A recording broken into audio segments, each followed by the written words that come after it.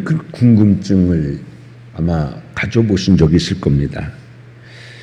새는 저렇게 나뭇가지 위에서 자면서도 어떻게 떨어지지 않을까? 그런 궁금증은 한 번쯤 가져봤을 겁니다. 새는 빙판 위에 서 있어도 발이 시리지 않을까? 근데 저렇게 오랫동안 빙판 위에 새는 서 있을 수 있지? 또는 새는 한쪽 다리로 저렇게 오랫동안 서 있을 수 어떻게 있을까? 넘어지지도 않아요. 우리처럼 뭐 기우뚱거리지도 않고 아주 안정된 자세에서 오랫동안 서 있는 것을 보고서 어떻게 넘어지지 않을까? 이런 생각을 해봤을 겁니다. 그리고 한 번도 쉬지 않고 수만 킬로를 날아가는 동안에 첫새는 어떻게 잠을 잘 수가 있을까? 아마 이런 궁금증들은 우리가 다 한 번쯤은 가져봤을 것입니다. 이런 궁금증을 해결하기 위해서 연구를 거듭하여서 조류학자가 되어서 어릴 때 품었던 그 궁금증에 대한 답을 책으로 써낸 사람이 있습니다. 조류학자 데이비드 앨런이라고 하는 사람인데 그 사람이 쓴 책의 언어라는 책에 보게 되면 이러한 궁금증들에 대한 답이 거기에 가득 담겨져 있습니다. 세상에는 우리가 알지 못하는 것들이 참 많습니다.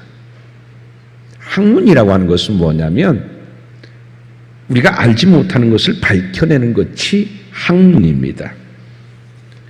자연에 관한 궁금증을 찾아 밝혀내면 그게 자연과학입니다. 사회현상이 왜 이런 사회현상이 생길까? 그 사회현상에 대한 궁금증을 찾아서 밝혀내면 그것을 우리는 사회과학 이렇게 얘기합니다.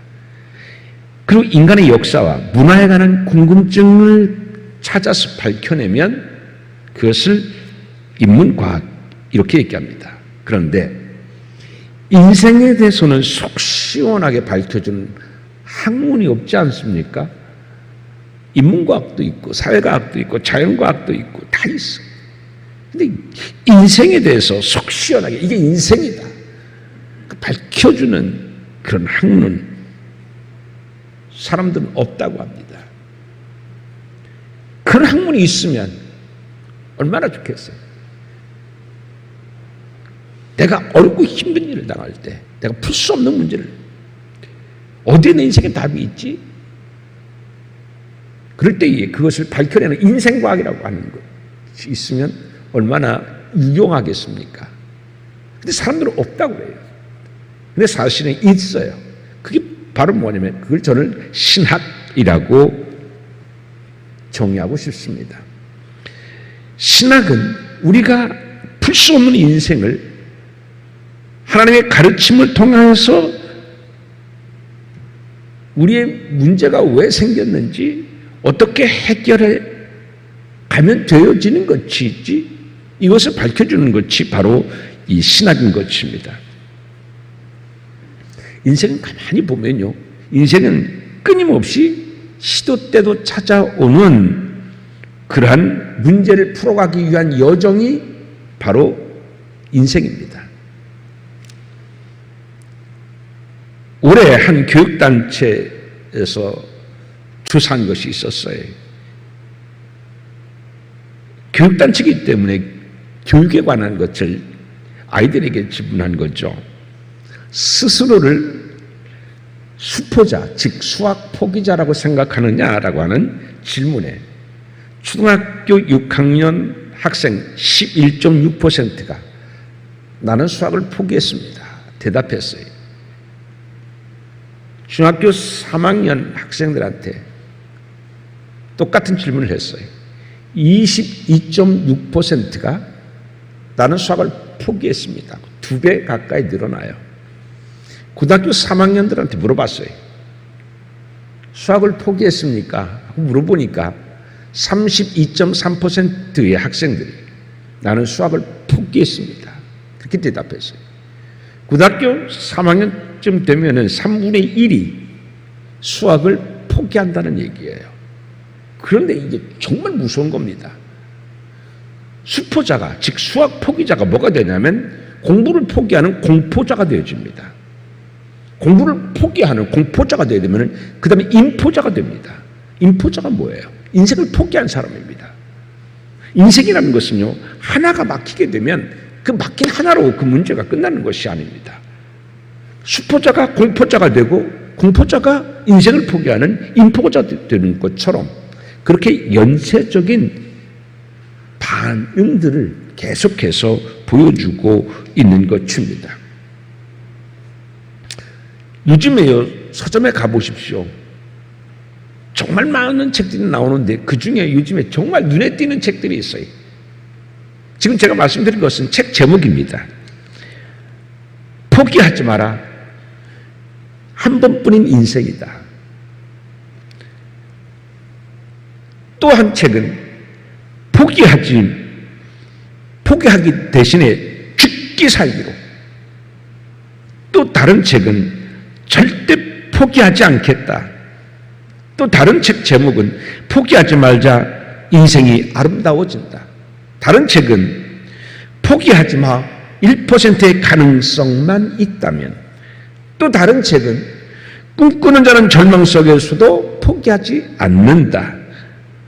또 다른 책은 포기하지 마, 넌 최고가 될 거야.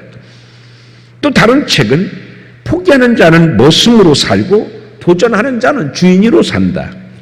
또 다른 책은 포기하지 마라, 포기하지 마라, 절대 포기하지 마라. 지금 제가 말씀드린 것들은요, 상당히 많은 책들이죠. 다 각각 다른 책들인데 공통점은 뭐예요? 포기하지 말라는 얘기예요. 왜 포기하지 말라는 책들이 이렇게 많이 쏟아져 나올까요? 그 책을 누가 사볼까요? 포기하지 않는 사람이 그 책을 사볼까요? 포기하고 있는 사람들이, 포기하려고 하는 사람들이 그 책을 사볼 겁니다. 지금 제가 말씀드린 것처럼 정말 많은 포기하지 말라고 하는 책들이 많이 쏟아져 나오는 것은 그만큼 우리 사회 전반적으로 포기하는 사람들이 많이 늘어나고 있습니다. 치열한 경쟁 사회 속에서 도저히 이 경쟁 속에서는 내가 이겨낼 수가 없고 아무리 바둥거려도 내가 따라잡을 수 없고 그래서 내 인생을 포기하려고 하는 사람들이 많기 때문에 이러한 사람들이 대상으로 해서 이러한 책들이 쏟아져 나오게 되어지는 것입니다.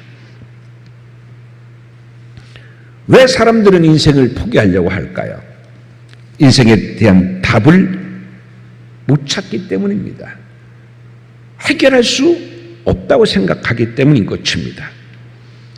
그런데 우리 인생이라는 것은 가만히 생각해 보면 엄마의 품에서 벗어나서 초등학교를 다니면서부터 우리는 문제를 풀어가는 과정의 연속, 그것이 인생인 것입니다.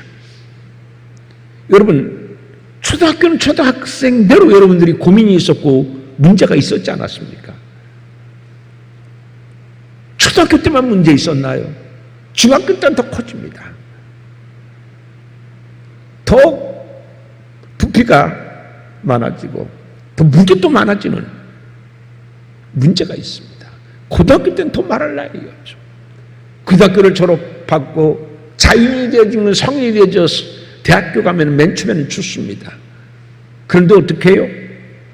이제 시간이 감을 통해서 자기에게는 무거운 짐이 또 얹혀지게 되어집니다. 대학을 졸업해서 취업을 한다고 해서 문제가 해결되나요? 아니에요. 결혼하면서 자녀들과 살면서 더 수많은 문제와 얽히고 설키게 되어집니다. 죽을 때까지, 태어나면서부터 죽을 때까지 우리 인생은 늘 문제를 맞닥뜨리고 그 문제들을 해결해 가는 과정이 바로 우리 인생이다라는 얘기입니다. 그런 거로 우리가 내 인생을 살아가면서 문제가 없기를 바란다고 하는 것은 그거는 넌센스입니다. 어떤 영역 때든지 한두 가지의 문제가 아니라 자파 형식의 수많은 형태로 그것도 한 문제가 아니라 여러 가지 문제가 서로 얽히고 얽혀서 어디에서부터 이 문제를 실마리를 풀어가야 될지 모르는 문제들이 우리에게는 늘 찾아오고 있습니다. 아마 지금 여러분도 여러분 마음속을 무겁게 하고 밤에 잠을 잘 때에도 여러분의 머리를 어지럽히는 그러한 문제들이 있을 겁니다. 밥을 먹어도 시원하지 않게 뭔가 내 가슴에 나를 꾹 누르는 그러한 문제들이 있을 겁니다. 이처럼 우리 인생이라고 하는 것은요, 어떤 사람이든지 다 문제가 있습니다. 어떤 연령대든지 다 문제가 있습니다. 문제 없는 때는 하나도 없는 것입니다. 그런데 우리가 여기서 기억해야 될 것은 뭐냐면, 여러분, 문제가 있으면 반드시 뭐가 있게 됩니까? 답은 있다라는 얘기입니다. 문제가 있는 곳에 답이 있습니다. 답이 없는 문제는 하나도 없다고 하는 얘기입니다. 단지 나는 그 문제에 대한 해답을 찾지 못했을 뿐이지 답은 있습니다. 나와 똑같은 문제를 당했는데 나는 지금 어떻게 하면 이 문제를 풀 수 없을 것 같다고 한 그 문제가 다른 사람은 이미 그 문제를 경험하고 해결하고 푼 사람들도 얼마나 많을지 모릅니다. 사실 성경은요, 수많은 사람들이 등장하게 되는데, 여러분, 성경에 있는 수많은 사람들 다 어떤 사람들입니까? 문제투성이의 사람들입니다. 근데 그들이 어떻게 이 문제를 해결해 갔는지 그걸 보여주는 게 뭐예요? 그게 성경입니다. 우리는 출애굽을 보면요, 인생의 한 파노라마를 본 것 같다고 많은 사람들은 이야기합니다. 출애굽, 여러분, 우리가 생각해 볼 때는요, 어머니의 뱃속에서 태어나는 거나 마찬가지입니다. 광야, 우리가 살아가는 겁니다. 요단강을 건너서 가나안 땅에 들어가는 건 우리가 천국 가는 겁니다. 그 수많은 과정 가운데에서 여러분, 어머니의 뱃속에서 출애굽할 때도 순탄하게 해방되어졌습니까? 그렇지 않아요. 10가지 재앙을 통해서 겨우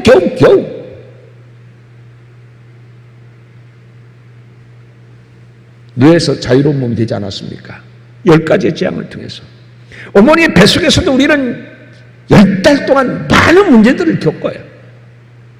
그리고서 겨우 그 어머니가 씨름을 하며 힘을 주며 고통 가운데에 아이를 낳게 되는 거예요. 나면서부터 이 아이도요, 어떻게 해요? 이 세상의 많은 문제들과 헤쳐 싸워가야 됩니다. 1살짜리는 1살짜리대로, 2살짜리는 2살짜리대로, 5살짜리는 5살짜리대로, 초등학교 처음 들어간 나이는 처음 들어간 나이대로. 한시도 우리 인생에서는요, 문제가 떠난 적이 없는 겁니다. 그럼 우리는 이 인생을 살면서 수많은 종류의 문제들이 우리에게 오고 있는데, 이럴 때는 어떻게 쓰면 좋을까? 어떻게 이 문제를 해결할 수 있을까? 그에 대한 해답서, 그건 어디에 있을까? 하나님은 우리에게 그래서 이 성경을 주신 것입니다. 성경은 우리 인생의 해답서인 것입니다. 여러분 잘 아시는 스탠다드 오일이라는 미국의 정유회사가 있죠. 이 정유회사는 이집트에서 지금 원유를 생산하고 있고 어마어마한 거부 중에 거부가 되어줬었습니다. 그런데 미국에 있는 사람은 이집트에 석유가 있는 것을 어떻게 알았을까요? 우연하게 출애굽기 2장을 읽다가 레위 여자가 아기를 낳았는데 바로 왕이 뭐라고 얘기했어요? 산의 아이는 모두 죽이라. 그 명령 때문에 다 아이를 죽였지만 한 어머니가 도저히 자기 아이를 죽일 수 없어서 그 3달 동안 숨겨 지내다가 나중에 더 이상 숨겨 키울 수가 없어서 갈대 상자로 만들어가지고 거기에 엽청을 발라서 나일강에 띄웠다고 하는 기사를 읽었어요. 그 전에도 계속해서 수십 번, 수백 번 읽었던 이야기예요. 그런데 그 전에는 아무 생각 없이 읽었었는데 그날은 갑자기 눈이 팍 떠지는 거예요. 역청? 역청? 갈대상자의 역청? 역청? 역청이 뭐지? 역청이라고 하는 것은 그 영어로는 빛이 그렇게 얘기를 해요. 이게 뭐냐면 탄화수소 화합물이에요. 쉽게 여러분들이 생각하면은 이게 뭐냐면 고체가 되면 아스팔트 있잖아요. 아스팔트를 까잖아요. 그것도 역시 역청에서 나오는 거예요. 그리고 이 역청이라는 것은 액체가 되어졌을 때는 석유처럼 그렇게 되어지는 거예요. 근데 이게요, 방수 역할도 하고 썩지 않게 하는 방부제 역할도 하는 거예요. 여러분, 이 뜨거운 여름에요, 그 석유가 여러분 부패됩니까? 휘발유가 부패돼요? 부패되지 않아요. 그 역청이에요. 방부제 역할도 하는 거예요. 그러니까 이 뜨거운 날, 한 달 동안 일해도 거기는 전혀 부패되지 않아요. 방부제 역할. 근데 아까 얘기했지만 아스팔트처럼 방수 역할도 하는 겁니다. 이 출애굽기 2장을 읽다가 이 사람이 역청? 어디에서 있었다고? 나일강가에 있었다고? 그래서 성경이 이야기하는 그 부분을 찾아가서 시추를 한 결과 바로 석유를 발견하게 되어졌던 겁니다. 근데 이 역청이라고 하는 것은요, 이 방수 작용을 하는 것뿐만 아니라 여러분 창세기 11장에 보게 되면 무슨 이야기가 나와요? 바벨탑 쌓는 이야기가 나오지 않습니까? 이 바벨탑을 쌓을 경우에도 이 역청은 사용되어지고 있는 걸로 성경은 나와 있는데, 그때는 무슨 역할을 하냐면 시멘트 역할을 하였어요. 보통 이것은 단단한 고체 상태로 있다가 불을 가하고 녹이면 몰타르가 되고, 이 몰타르가 다시 굳으면요 단단한 바위처럼 되는 것이거든요. 그래서 창세기 11장에서도 바벨탑을 쌓을 때 사람들은 이 역청을 사용했던 것입니다. 이 출애굽기 2장을 읽었던 이 사람은 역청이 석유구나 그렇게 닦고 그 지점에 가가지고서 시추를 한 결과 그는 어마어마한 거부가 될 수 있었던 거죠. 성경에는 이미 있었어요. 석유가 있다고, 거기에 석유가 있다고, 거기에 역청이 있다고 이미 성경은 이야기하고 있었어요. 수많은 사람들은 읽었어요. 그러나 눈을 열고 이게 내 인생의 답인지 나에게 주시는 말씀인지 모르고 읽었어요. 근데 이 사람은 그거를 하나님의 말씀, 살아있는 말씀을 오늘날에도 나에게 주시는 말씀, 사실이요 진실인 말씀, 그걸로 받아들이고 가서 시추하고 탐사해 보니까 석유가 있었던 것이죠. 성경에는 이처럼 인생의 모든 답이 있습니다. 왜냐하면 성경은 인간의 모든 문제들을 다 다루고 있기 때문입니다. 건강 문제, 가정 문제, 경제적인 문제, 어떤 문제 하나 안 다루는 것이 다 없습니다. 그래서 내가 어떤 문제가 있을 때는 하나님은 어떻게 말씀하시는지 그 문제의 답을 찾기 위해서 우리는 뭐를 봐야 됩니까? 성경을 봐야 됩니다. 근데 우리는 어떤 인생의 문제가 있을 때 성경에서 답을 찾으려고 하는 것이 아니라 다른 곳에서 답을 찾으려고 합니다. 성경은 그냥 읽는 거예요. 답을 찾으려고 읽는 것이 아니라 성경은 우리 그리스도인들이 마땅히 읽어야 되기 때문에 그냥 읽는 거예요. 인생의 답을 찾고 나에게 말씀하신 하나님의 음성으로 듣는 것이 아니라 그냥 읽는 거예요. 그래서 그리스도인들조차 어떤 인생의 문제가 있으면은 성경에서 답을 찾지 않고 다른 것에서 문제를 해결점을 찾으려고 하는 사람들이 있습니다. 오늘 본문에 보게 되면은 홍수가 났을 때에 노아가 그 만든 방주에 왜 물이 안 스며들었을까? 여러분, 우리는 이런 생각을 아마 궁금증을 가져봤을 겁니다. 나무를 아무리 정교하게 한다고 하더라도요, 물샐 틈 없이는 안 됩니다. 그런데 그 오랫동안 있으면서도 방주에 물이 들어오지 않았거든요. 왜 그랬을까? 사실 노아는 이 방법을 몰랐습니다. 그 오랫동안 물속에서 있음에도 불구하고서 물이 안 스며들어오게 하는 방법을 노아 자신은 몰랐었어요. 그런데 오늘 본문 창세기 6장 14절 말씀에 보게 되면 하나님은 노아에게 홍수를 내리기 전에 너는 잣나무로 너를 위하여 방주를 짓되, 구페르가 잣나무거든요. 잣나무로 방주를 짓되 그 안에 칸을 만들고 역청으로 그 안팎을 칠하라고 말씀했어요. 역청으로.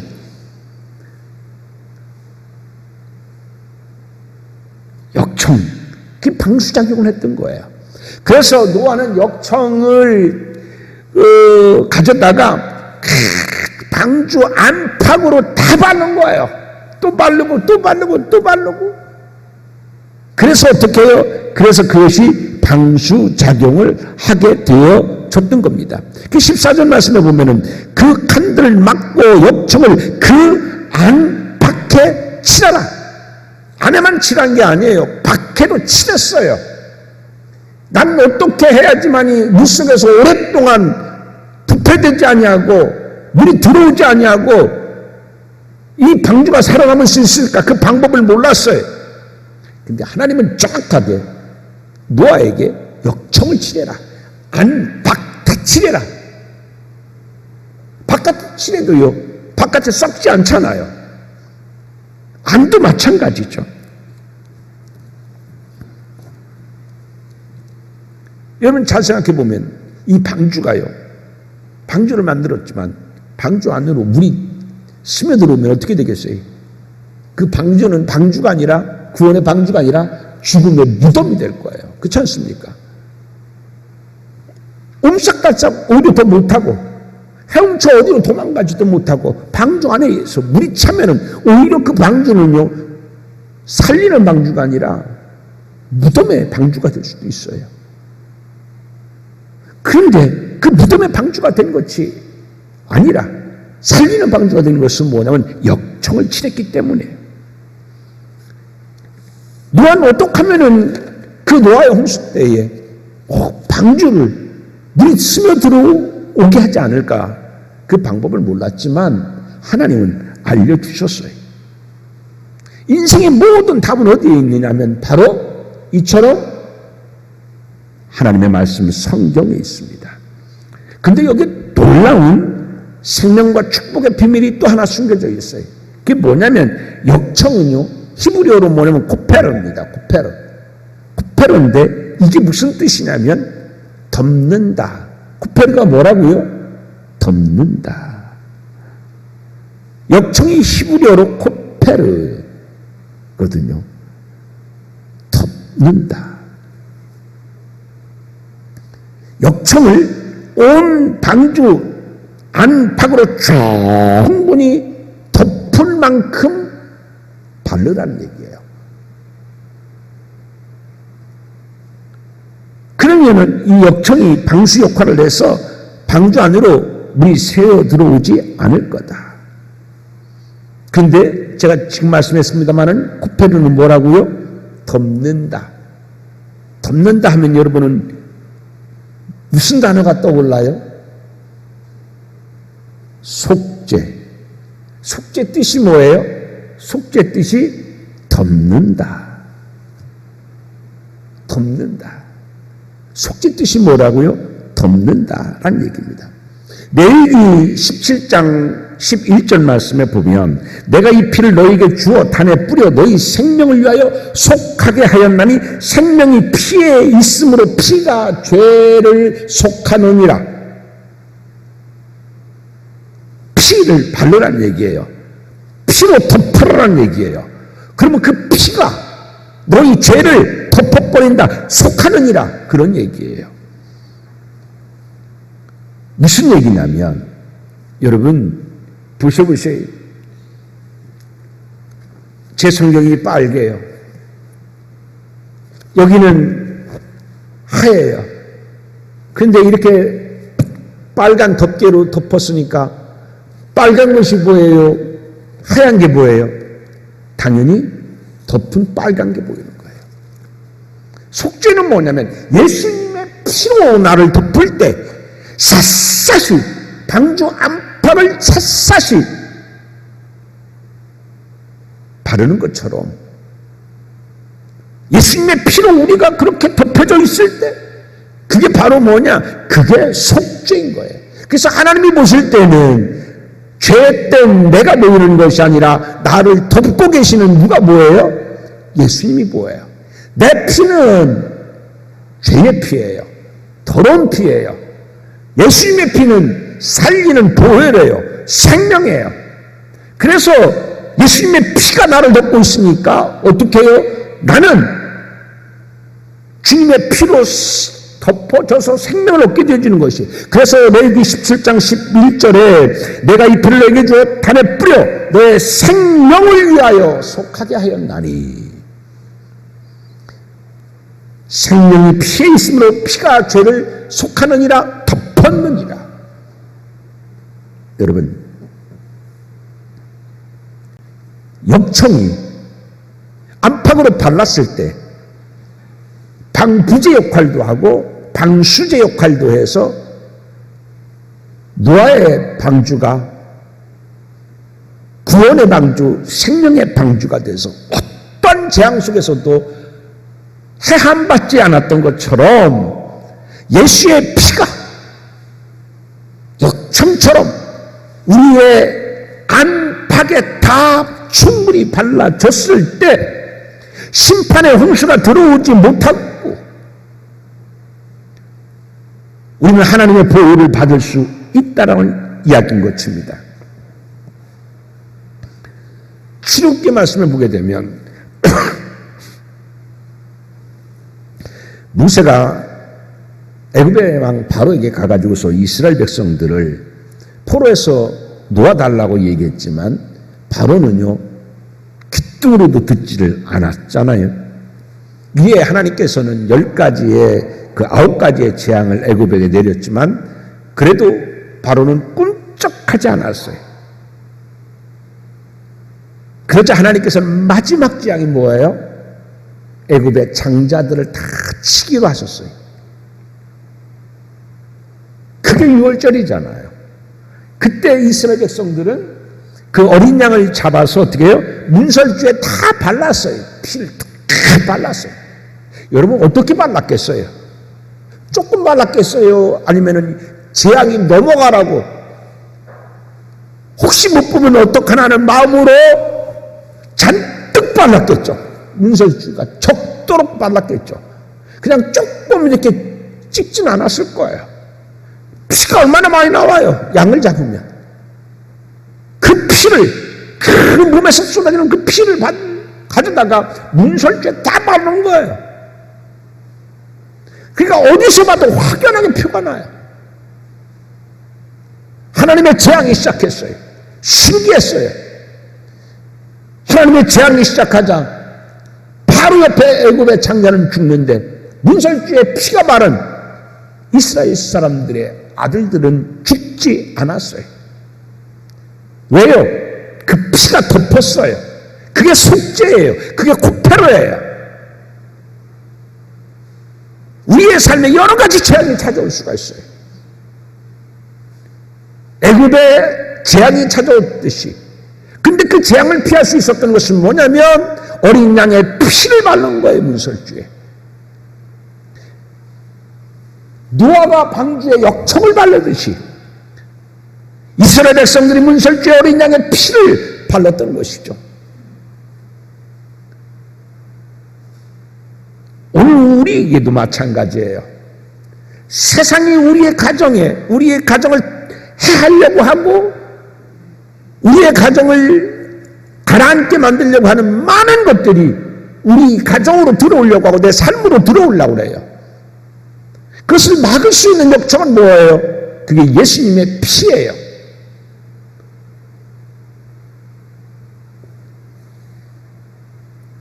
사랑하는 성도 여러분, 이처럼 예수 그리스도의 피의 공로를 믿게 되면 예수님의 피가 우리를 감싸고 덮어서 우리의 삶을 파괴하고 가라앉게 하려는 악의 세력으로부터 방수 역할도 하고 방부제 역할도 해줘서 우리의 가정과 우리의 인생을 지켜주신다고 하는 사실입니다.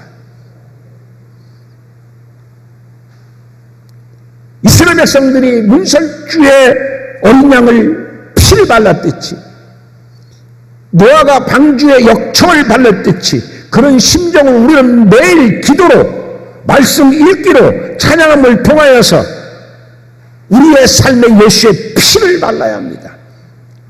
성경 읽기도 그냥 읽는 것이 아니라 내 마음에 예수의 피를 바르는 심정으로 찬양을 부를 때에도 기도할 때도 무엇을 할 때에도 우리가 그렇게 해야 됩니다. 그럴 때에 예수님의 보혈의 권세가 여러분의 가정과 여러분의 삶을 지켜주실 것입니다. 그런데 여러분, 노아의 방주 안에 수많은 짐승들이 사는데 얼마나 냄새가 심하고 역했겠습니까? 여러분 상상해 보십시오. 얼마나 냄새가 심했겠어요. 수많은 동물들이 있는데 거기서 다 배설작용을 다 하는데 정화작용 없습니다. 개 냄새, 고양이 냄새, 원숭이 냄새, 별의별 냄새들이 하다못해 곤충 냄새까지 얼마나 심했겠어요. 보통 큰 문제가 아니었을 거예요. 악취 때문에. 그런데 여러분, 그 악취를 어떻게 해결했을까요? 어떻게 해결했을까요? 맞춰보시보세요. 1번, 노아와 그 가족들은 인내심이 많아서 잘 참고 살았다. 2번, 그 지독한 악취 때문에 노아의 가족들은 미쳐서 방주에 나올 때 이미 정신병자가 되었다. 3번, 방주의 창문을 만들어서 환기시켜서 해결했다. 4번, 역청이 악취를 제거하는 역할을 했다. 몇 번이겠어요? 당연히 4번이죠. 방수 역할만 한 것이 아니라 악취 제거의 효능도 이 역청에는 있었다는 얘기예요. 방수의 역할, 방부제의 역할, 그리고 냄새를 탈취해주는 탈취제의 역할, 이게 역청이었었던 거예요. 하나님은 이미 우리 모든 삶 속에서 다 답을 이미 거기 만들어 주셨어요. 그게 그건지 몰라요. 그게 그건지 몰라요. 역청이 방수제 역할, 탈취제 역할, 방부제 역할 하는지 몰랐어요. 이럴 때는 어떻게 해결하는지 몰랐어요. 근데 역청을 받으니까 다 해결됐어요. 하나님은 이처럼 모든 이미 문제된 답을 우리 주변에 하나님은 다 예배해 주시고 마련해 주고 계신 것을 믿으시기를 주님의 이름으로 축원드립니다. 그거를 내가 바라보지 못하는 거예요. 그에 대한 믿음을 갖고 기도하지 못하는 거예요. 기도하면서도요, 하나님은 이미 나에게 답을 갖고 계신다, 예배하고 계신다, 그 믿음을 갖고 기도해야 되는데 그냥 추상적으로 기도하는 거예요. 뿌리가 없는 것처럼 그렇게 기도를 하는 거예요.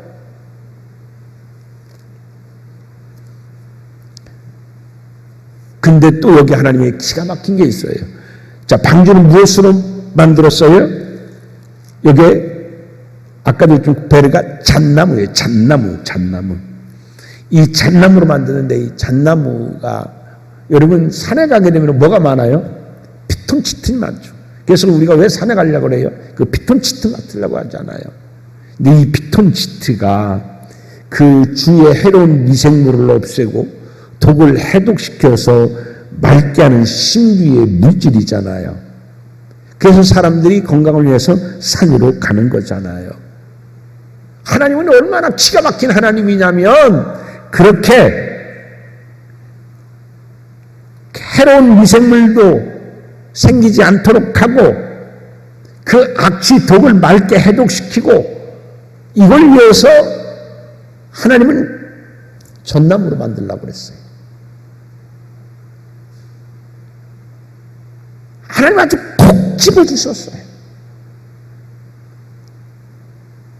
하나님은 우리가 미처 생각하지 못한 부분에까지도 다 이미 아시고 철저하게 차질 없도록 준비해 주셨다가 요거는 이렇게 해라, 이거는 이렇게 하라 라고 우리에게 말씀해 주시는 분이에요. 그게 오늘 성경을 통해서 창세기 6장 말씀을 통해서 하나님은 어떤 분인가를 우리에게 말씀하려고 하는 것입니다. 사랑하는 성도 여러분, 인생은 수많은 문제들을 풀어가야 하는 과정인 것입니다. 우리의 문제를 어떻게 풀어가야 합니까? 성경의 말씀에서 풀어가야 됩니다. 인생의 답은 어디에 있습니까? 성경에 있습니다. 예수님의 보혈에 답이 있습니다. 늘 기도와 말씀으로 찬송으로 예수님의 보혈을 우리의 마음에 바르고 우리의 가슴에 바르고 우리의 머리에 바르고 우리의 가정에 바르고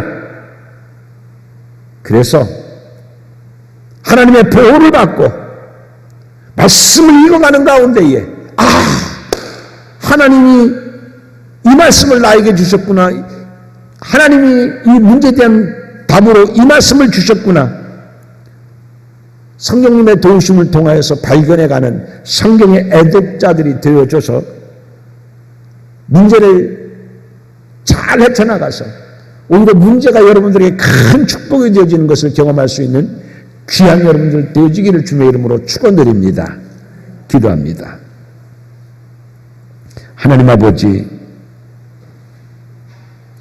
우리 인생에는 수많은 문제들이 있지만 그러나 그 문제에 고민하지 않고 하나님은 이미 답을 우리에게 준비해 주고 계시다는 것을 알고 믿음으로 감사함으로 구할 수 있는 우리가 되게 하여 주옵소서. 그런 믿음을 허락하여 주옵소서. 그리고 찬양을 하고 말씀을 읽을 때에도 성령께서 함께하여 주시옵소서. 노아가 역청을 받았던 것처럼 그 속에서 하나님이 우리에게 예비하신 답을 깨닫게 도와주시옵시고 그 답을 통하여 해결함을 받고 그 문제가 변하여 축복이 되는 것을 경험할 수 있는 우리가 되게 하여 주옵소서. 믿고 감사할 때 예수님 이름으로 기도하옵나이다. 아멘.